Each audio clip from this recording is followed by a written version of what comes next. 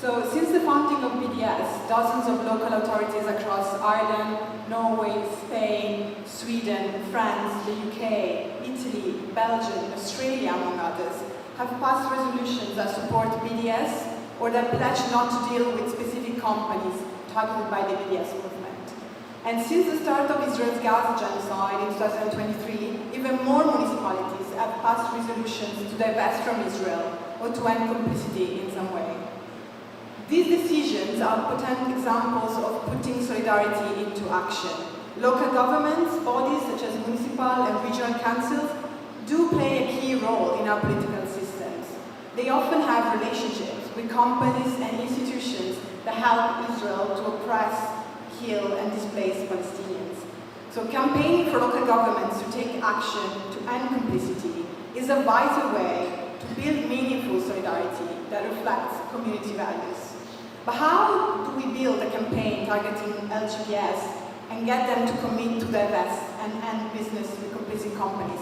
I'm going to be very practical today. I hope that you can take all of what I say today with you and start your own campaigns and collective work so that I can give you some practical tips and points to take with you. So if there must be one concept that stays with you from this intervention today, I hope it's strategic radicalism, and Omar, the co-founder of the BDS movement, mentioned that in the opening remarks. So keep that in mind, and I'll get to that in 1 second. So if you like your city or council to divest from and end contract with companies that profit from Israeli violence, and you know there are multiple companies on your list, a first step could be to pass what we call ethical and human rights procurement or investment policies that would prevent investments and procurement contracts with companies that are complicit in human rights violations everywhere. So how do we get there? So it's really important that when we do this campaign work, we mobilize support in the community and with policymakers and local councillors. And we need to build an intersectional campaign, which means connecting the Palestinian struggle with other justice movement struggles like climate, racial, migrants' rights struggles, and push for an end to investments and contracts that include human rights violations in general, not just in Palestine. And this is key. This includes weapon manufacturers, military contractors, fossil fuel companies, and other industry that mainstream socially responsible investors should be avoiding. Because if there's one thing that we've learned in 20 years of BDS is that the Palestinian struggle is connected to all struggles everywhere. And loads of those companies that commit major violations of human rights violations against Palestinians are also involved in major human rights violations or climate disasters in other parts of the world as well. And we need to use strategic radicalism and ground the motion, the resolution, in international law and based on the legal obligations that councils as states and public institutions have under international law. And so what does it mean to ground it in and use strategic radicalism? So this policy needs to be feasible to implement. Otherwise, you cannot do business. So, and at the same time, you cannot be always 100% legal and ethical. But we need to aspire, of course, to be like that, because that's what a progressive struggle should be about. But at the same time, we know that we need to also be strategic and often find compromises. So we also start with the assumption that most companies are complicit to some extent.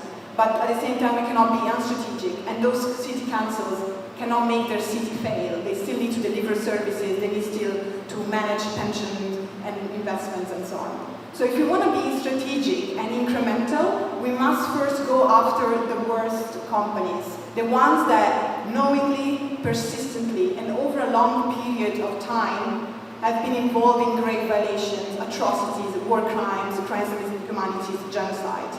Since we cannot possibly go after all of them, the language we choose needs to raise the ceiling enough to target the worst ones.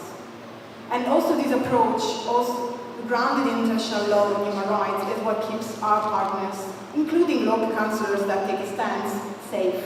It's not foreign policies, it's not discriminatory, it's about human rights and respect to international law. So always remind ourselves of that. And like that, we protect both the partners and our struggle.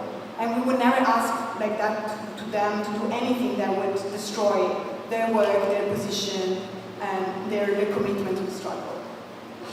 And so concretely, how do we start doing campaigning like that? We need to start with research. We need to research what links your local government has with Israel and with complicit companies.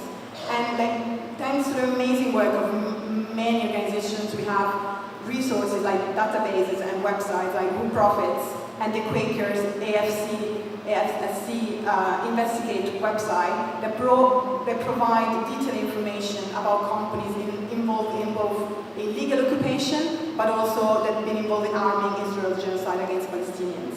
In many countries, local governments are obliged under freedom of information laws to give information about which companies they invest in or buy services on. So the research can start with that. Then we need to build trust, work with local government representatives to pass this resolution or motion. Having allies inside local governments and councils is key to be effective in passing a policy, and thus finding those allies and building support and work with them is very important.